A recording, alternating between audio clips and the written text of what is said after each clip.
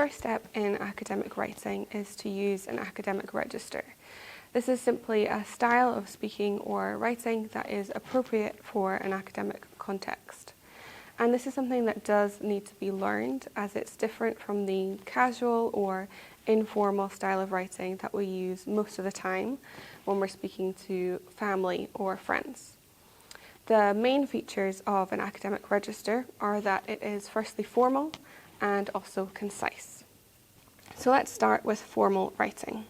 An academic register is unbiased, so it does not use a first-person perspective. And this means avoiding personal pronouns like I, me, you, and our. There are some exceptions to this, such as in reflective writing, but as a general rule, academic writing does not use the first person. Being unbiased also means avoiding any adjectives that imply a personal judgment. So, for example, words like wonderful, shocking, and awful, these are emotive words which distract from the facts at hand. Formal writing also means writing out all words fully instead of using contractions or abbreviations. For example, instead of can't or doesn't, you would write out cannot and does not. Further, any informal or slang words should be avoided to maintain a formal tone. Finally, formal writing avoids idioms.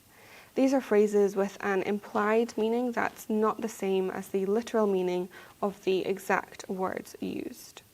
Some examples are at the end of the day or beyond a shadow of a doubt. Instead, we would write the meaning of those phrases, so ultimately or certainly. Moving on now to concise language. Academic writing should communicate ideas to the reader in the clearest way possible. This means getting rid of unnecessary words or phrases which don't add meaning. Adverbs such as very or enormously are a good example of language which can often be cut from academic writing without affecting the overall meaning. There can be a tendency to try to make academic writing sound more intelligent by elongating sentences, adding in words and phrases which draw the point of the sentence out. Some students might read over their work and think that it doesn't sound academic enough and then start adding in words simply to make it sound smarter. However, this is counterproductive, as unnecessary words tend to make a sentence more descriptive and less concise. So let's look at an example of both formal and concise writing.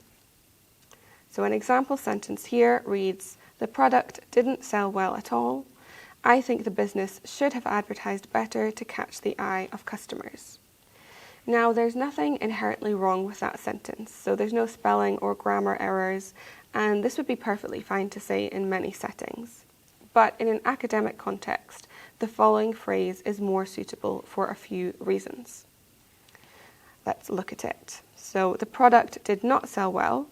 Better advertising could attract more customers. So what's changed from the first sentence? We've got a contraction, didn't. We're changing that to spell out did not. I've removed some excessive or descriptive phrasing. So instead of the product didn't sell well at all, simply the product did not sell well. At all doesn't add meaning, so we've removed it. We've also removed a first-person pronoun, I think, just taking that out and moving to the facts. And finally, by doing that, overall, the phrasing is streamlined. So we've gone from 21 words to 12 words. The exact same sentiment, but in a much more streamlined version. Ultimately, academic writing is about conveying our ideas clearly and effectively. We use formal and concise writing to focus on the ideas and not distract the reader with any unnecessary language. For more help with academic writing, you can visit the resources on our website.